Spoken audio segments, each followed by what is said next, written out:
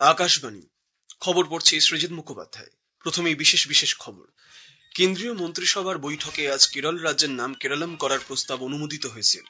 মন্ত্রিসভার বৈঠকে আজ মহারাষ্ট্র, মধ্যপ্রদেশ, বিহার ও ঝাড়খণ্ডের 8টি জেলা জুড়ে 3টি মাল্টি ট্র্যাকিং রেল ব্যবস্থা গড়ে তোলা, শ্রীনগর আন্তর্জাতিক বিমানবন্দরের উন্নয়ন ও কাঁচা পাটে ন্যূনতম ক্রয় মূল্য কুইন্টাল প্রতি 275 টাকা বৃদ্ধি করে 5,925 টাকা করার সিদ্ধান্ত গৃহীত হয়েছে। প্রধানমন্ত্রী নরেন্দ্র মোদী আগামীকাল দুদিনের সফরে ইসরায়েল যাচ্ছেন। নির্বাচন কমিশনার জ্ঞানেশ কুমার আজ রাজ্যের মুখ্য নির্বাচন কমিশনারদের সঙ্গে গোলটেবিল বৈঠকে বলেছেন, স্বচ্ছ ভোটার তালিকা যে কোনো গণতন্ত্রের ভিত্তি। ত্রিপুরার আগরতলা থেকে ঢাকা হয়ে কলকাতা পর্যন্ত বাস পরিষেবা আজ পুনরায় চালু হয়েছে। আসছি বিস্তারিত খবরে। কেন্দ্রীয় মন্ত্রিসভা সেবা তীর্থকে সংবেদনশীল, দায়বদ্ধ এবং নাগরিক কেন্দ্রিক প্রশাসনের আন্তর্জাতিক উদাহরণ হিসেবে গড়ে তোলার প্রতিশ্রুতি পুনর্ব্যক্ত করেছে। মন্ত্রিসভার বৈঠকের পর তথ্য ও সম্প্রচার মন্ত্রী অশ্বিনী বৈষ্ণব বলেছেন, সেবা তীর্থে প্রথম বৈঠকে গৃহীত সেবা সংকল্পে ভারতকে 2047 সালের মধ্যে আরো উন্নত, দক্ষ এবং আত্মনির্ভর করে তুলতে কেন্দ্র দায়বদ্ধ। সেই কাজে নতুন করে নির্মিত এই ভবন জাতীয় আশা আকাঙ্ক্ষা পূরণে এক শক্তিশালী কেন্দ্র হিসেবে গড়ে উঠবে। সেবা তীর্থে নেওয়া প্রতিটি সিদ্ধান্ত দেশের 140 কোটি নাগরিকের কাছে পরিষেবা পৌঁছে দেবে। নাগরিকও দেব ভব, এই আবেগকে অনুপ্রাণিত করবে সেবা তীর্থ ভবন। শ্রী বৈষ্ণব জানিয়েছেন, মন্ত্রিসভা আজ এক গুরুত্বপূর্ণ সিদ্ধান্তে কেরালা রাজ্যের নাম কেরালাম করার প্রস্তাবে ছাড়পত্র দিয়েছে। এই অনুমোদনের পর রাষ্ট্রপতি নাম পরিবর্তনের জন্য সংশ্লিষ্ট বিল রাজ্য বিধানসভায় পাঠাবে। जब से भाषा के आधार पर राज्यों के डिलिमिटेशन हुए, तब से एक बड़ी डिमांड थी कि केरला का नाम केरलम होना चाहिए। इस डिमांड को आज यूनियन कैबिनेट ने अप्रूवल दिया।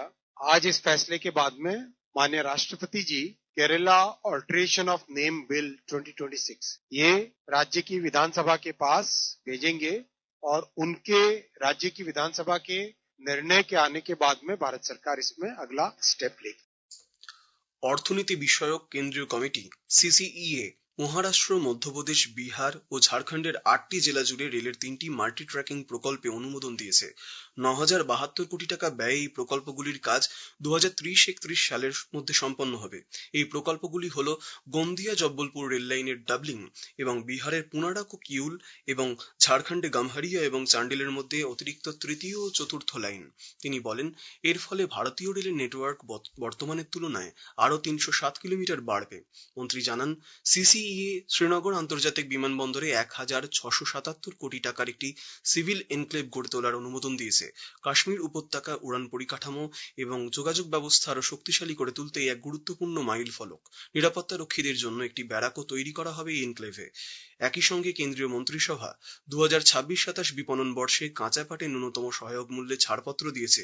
3D গ্রেডের কাঁচা পাটে ন্যূনতম সহায়ক মূল্য ধার্য করা হয়েছে কুইন্টাল পিছু 5,925 টাকা। গত বিপণন বর্ষের তুলনায় এই মূল্য আরো 275 টাকা বেশি। প্রধানমন্ত্রী নরেন্দ্র মোদী আগামীকাল দুদিনের ইসরায়েল সফরে রওনা হবেন। এই নিয়ে তিনি দ্বিতীয়বার সে দেশে সফর করছেন। তার সঙ্গে ইসরায়েলের প্রধানমন্ত্রী বেঞ্জামিন নেতানিয়াহুর মুখোমুখি বৈঠকের কথা আছে। দু দেশের মধ্যে কৌশলগত সম্পর্ক বিকাশের বিভিন্ন দিক খতিয়ে দেখবেন তাঁরা। প্রধানমন্ত্রী নরেন্দ্র মোদী আজ কৃত্রিম মেধার প্রভাব সংক্রান্ত সদ্য সমাপ্ত শিখর সম্মেলনের সাফল্য বর্ণনা করে কেন্দ্রীয় মন্ত্রী হরদীপ সিং পুরীর লেখা একটি প্রবন্ধ সমাজ মাধ্যমে শেয়ার করেছেন। শ্রী মোদী বলেছেন, এই প্রবন্ধে কেন্দ্রীয় মন্ত্রী কিভাবে ভারত তার নিজস্ব সাংস্কৃতিক ঐতিহ্য থেকে প্রেরণা নেয় সে বিষয়ে বিস্তৃত আলোচনা করেছেন। তিনি আরো বলেন, ভারত সবসময় মনে করে তথ্য ক্ষেত্রে সার্বভৌমিকতা সবচেয়ে জরুরি। মুখ্য নির্বাচন কমিশনার জ্ঞানেশ কুমার স্বচ্ছ ভোটার তালিকার উপরে জোর দিয়ে বলেছেন, তা হল গণতন্ত্রের মূল ভিত্তি।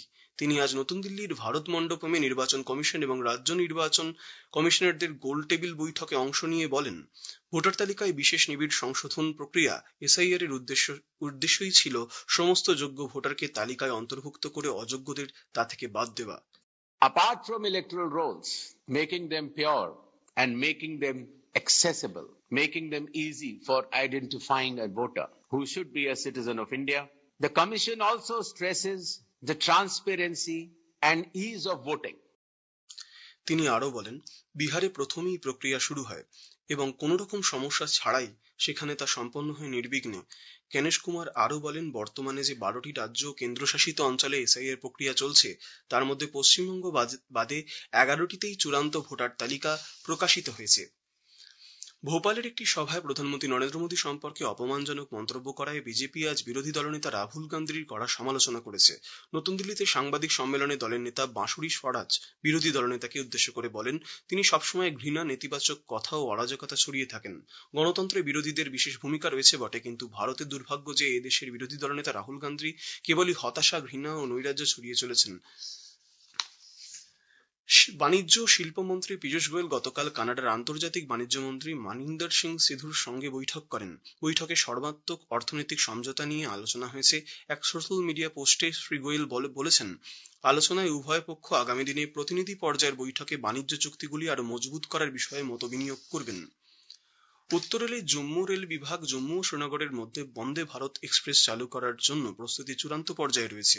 জম্মু বিভাগের সিনিয়র ডিভিশনাল কমার্শিয়াল ম্যানেজার উচিত সিংহাল জানিয়েছেন, আসন্ন ছুটির মরশুমের আগেই এই পরিষেবাটি শুরু করার প্রচেষ্টা চলছে।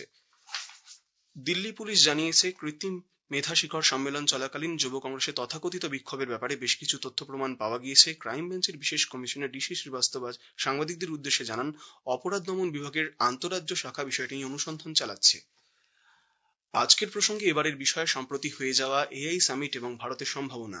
কৃত্রিম বুদ্ধিমত্তা বিশেষজ্ঞ সৌম শুভ্র রায়ের সঙ্গে কথা বলেছেন কাশফিন নাহার।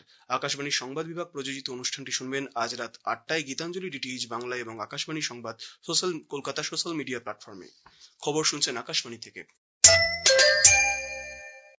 আমাদের সংবাদ শোনা যাবে ইউটিউব চ্যানেল আকাশবাণী সংবাদ বাংলা, ফেসবুক ও ইনস্টাগ্রাম আকাশবাণী সংবাদ কলকাতা এবং এক্স হ্যান্ডেল এআইএন নিউজ কলকাতাতে।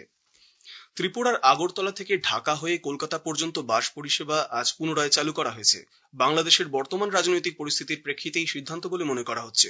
ত্রিপুরার পরিবহন মন্ত্রী সুশান্ত চৌধুরী এবং রাজ্য পরিবহন কর্পোরেশনের চেয়ারম্যান সমীর রায় আজ আগত যাত্রীদের স্বাগত জানানোর জন্য উপস্থিত ছিলেন। দ্বিপাক্ষিক বাণিজ্য ও পর্যটনে বাংলাদেশের নতুন নির্বাচিত সরকারের ইতিবাচক পদক্ষেপ গ্রহণে আশা প্রকাশ করেছেন ত্রিপুরার পরিবহন মন্ত্রী। রাষ্ট্রপতি দ্রৌপদী মুর্মু দুদিনের মহারাষ্ট্র সফরে আজ মুম্বাই পৌঁছেছেন। মুম্বাইয়ের ছত্রপতি শিবাজী মহারাজ আন্তর্জাতিক বিমানবন্দরে তাঁকে স্বাগত জানান রাজ্যপাল আচার্য দেবব্রত। উপস্থিত ছিলেন সে রাজ্যের মুখ্যমন্ত্রী দেবেন্দ্র ফড়নবিস, উপমুখ্যমন্ত্রী একনাথ শিন্ডে এবং সুনেত্রা অজিত পাওয়ার সহ অন্যান্য বিশিষ্ট নেতৃবৃন্দ। তেলেঙ্গানার হায়দ্রাবাদে 4 জন দীর্ঘদিনের নকশাল নেতা আত্মসমর্পণ করেছেন। মাওবাদী দলের পলিট ব্যুরো সদস্য টিপ্পারি তিরুপতি দেবুজি, কেন্দ্রীয় কমিটির সদস্য মাল্লারাজি রেড্ডি সংগ্রাম, তেলেঙ্গানা রাজ্য কমিটির সম্পাদক বাদে চুক্কা রাও দামোদর এবং রাজ্য কমিটির সদস্য নুনস নারসিমহা রেড্ডি গঙ্গান্না ডিজিপি বি শিবধর রেড্ডির কাছে আজ আত্মসমর্পণ করে। ডিজিপি জানান, সে রাজ্যে 591 জন মাওবাদীর মধ্যে 11 জন ছাড়া বাকি সকলেই আত্মসমর্পণ করেছেন। পাকিস্তানের খাইবার পাখতুনখোয়া প্রদেশের কোহাট জেলায় একটি পুলিশ ভ্যানে জঙ্গি হামলার ঘটনায় 6 জন পুলিশ কর্মী নিহত এবং 1 জন আহত হয়েছেন। কোহাটের জেলা পুলিশ আধিকারিক জানিয়েছেন, সাকারদারা রোডে পুলিশের গাড়িতেই অতর্কিত হামলা চালায় দুষ্কৃতীরা। ব্রাজিলের দক্ষিণ পূর্বে অবস্থিত জুইড ডি ফোরা শহরে ভারী বৃষ্টিপাতের ফলে 14 জন প্রাণ হারিয়েছেন। সিটি হল আজ জানিয়েছে, ভারী বৃষ্টিপাতের কারণে প্রায় 440 জন নাগরিক ঘরছাড়া হয়েছেন। ঝাড়খণ্ড বিধানসভা বাজেট অধিবেশনের 5ম দিনে সে রাজ্যের অর্থমন্ত্রী রাধাকৃষ্ণ কিশোর 2026-27 অর্থবর্ষের জন্য 1,58,560 কোটি টাকার বাজেট পেশ করেছেন। তিনি জোর দিয়ে বলেন, এই বাজেট দরিদ্র, কৃষক, আদিবাসী এবং মহিলা সহ সমাজের প্রতিটি অংশের আকাঙ্ক্ষা পূরণ করবে। ভারত ও মার্কিন যুক্তরাষ্ট্র সেনাবাহিনীর যৌথ মহড়া বজ্রপ্রহারের ষোড়শ পর্ব আজ হিমাচল প্রদেশে শুরু হয়েছে, চলবে আগামী মাসের 16 তারিখ অবধি। প্রতিরক্ষা মন্ত্রক জানিয়েছে, ভারতীয় সেনার 45 জন ও মার্কিন বিশেষ বাহিনী গ্রিন প্যারেডসের 12 জন এই মহড়ায় অংশ নিচ্ছে। পাল্লেকালে আন্তর্জাতিক ক্রিকেট স্টেডিয়ামে আজ সন্ধ্যায় টি-20 বিশ্বকাপের সুপার 8 পর্বের ম্যাচে পাকিস্তান ইংল্যান্ডের মুখোমুখি হয়েছে। শেষ করার আগে খবরের বিশেষ কিছু অংশ আরেকবার। কেন্দ্রীয় মন্ত্রিসভার বৈঠকে আজ কেরল রাজ্যের নাম কেরলম করার প্রস্তাব অনুমোদিত হয়েছে। মন্ত্রিসভার বৈঠকে আজ মহারাষ্ট্র, মধ্যপ্রদেশ, বিহার ও ঝাড়খণ্ডের 8টি জেলা জুড়ে মাল্টি ট্র্যাকিং রেল ব্যবস্থা গড়ে তোলা, শ্রীনগর আন্তর্জাতিক বিমানবন্দরের উন্নয়ন ও কাঁচা পাটের ন্যূনতম ক্রয়মূল্য কুইন্টাল প্রতি 275 টাকা বৃদ্ধি করে 5,925 টাকা করার সিদ্ধান্ত গৃহীত হয়েছে। প্রধানমন্ত্রী নরেন্দ্র মোদী আগামীকাল দুদিনের সফরে ইসরায়েল যাচ্ছেন। নির্বাচন কমিশনার জ্ঞানেশ কুমার আজ রাজ্যের মুখ্য নির্বাচন কমিশনারদের সঙ্গে গোলটেবিল বৈঠকে বলেছেন, স্বচ্ছ ভোটার তালিকা যে কোনো গণতন্ত্রের ভিত্তি। খবর এখনকার মতো এই পর্যন্তই।